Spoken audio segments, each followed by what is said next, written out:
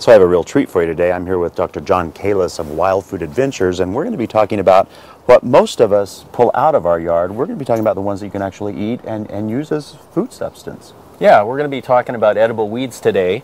And one of the ones I'd like to start out with here is there's some eastern blue violet here. And this is a mild green. If you want to eat this, you just grab the young leaves of this.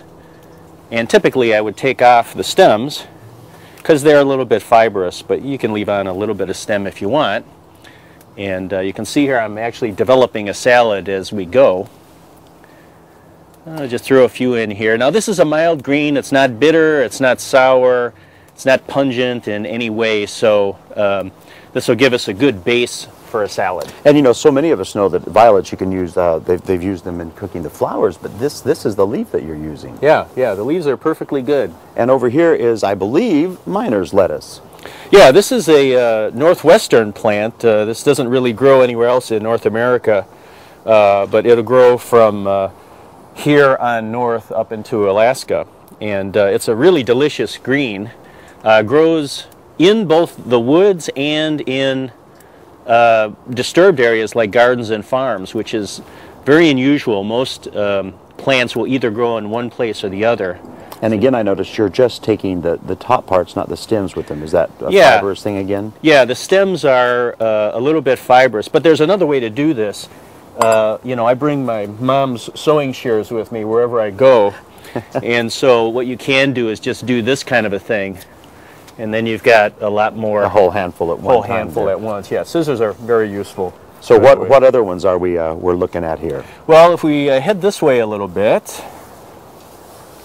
Well, now I know, I recognize this. This is mustard, isn't it? Well, we've got mustard over here, and mustard is a pungent green. Now, we actually have a mustard that you can buy in the store, you know, the supermarket. But those mustard greens are really harsh, very difficult for me to eat. This mustard, this wild mustard, is the best tasting of all the mustards, and it grows all over North America. So if you just grab some of the leaves here, and I like to make, you know, bite-sized pieces. Here, you want to hold on to this? It'll be easier for me to do this if you're helping. So I'm just clipping off bite-sized pieces because we're making a salad here, okay? And what you want to do is you want to make, you don't want to have a flavorful, like a pungent or a bitter green, be any more than a third of a salad, because then it'll overpower it. And right here is what's called sheep sorrel, and sheep sorrel is a sour green. So we have what I call foundational greens, which are like the violets that don't have a strong flavor. We've got the mustards, which have a pungent flavor, and if you could hold this again.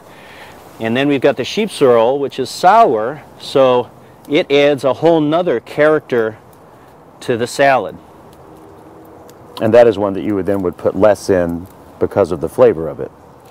Yeah, although this is such a good tasting flavor, you could make a whole salad out of just the sheep sorrel. So what is this one here that we're looking at now? Well, this is called oxeye daisy. Now most people would recognize the older plant, which gets tall and has a beautiful daisy kind of a flower on it, but here are the young greens, and these are actually quite delicious. So we're going to add some of these in here. Now these are a foundational kind of green, what I call it, which, you know, has a nice flavor. It's actually sweet, no bitterness, no pungency. It's actually quite delicious. So we're going to throw some of this in to spice up the salad. And finally, what do we have that we're going to put in it? Finally, we have some dandelion leaves. Now what I'm going to do is I'm going to grab some leaves, and these are nice, healthy, fresh, rapidly growing leaves. They look like you could buy them in a supermarket. And we're actually not even going to use this much because we're only making one small salad. I'll probably just use a couple of leaves worth, and we'll chop these up and make small pieces out of it because you don't want too much bitter all in one forkful. Well, let's run up there inside and start making this salad because I'm ready to taste it. Okay. So what is this step you're doing now? Well, we're taking dandelions, which are a bitter green in the raw form at least, and we're chopping it into smaller pieces because we don't want it to overpower the salad. So I'm going to add this to the salad, sort of like a spice.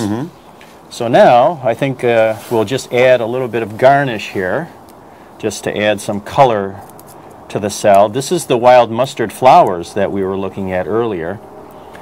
And so I'll add those, and then you can take a sample of it. All right, I'm ready. Here we go now.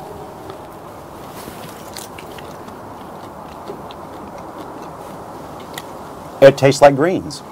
I don't know what I was expecting that to happen. How could that be? Well, listen. It tastes good, right? It does indeed. You know, and if you want to find out more information, you have a website, which I have a website, wildfoodadventures.com, and we do all sorts of events all year long. They do indeed, and if you want more information, you go to gardentime.tv and we'll kick you over to their website. Thank you so much for your time and this Thank you. experience. And you're still alive. I am indeed. It's amazing.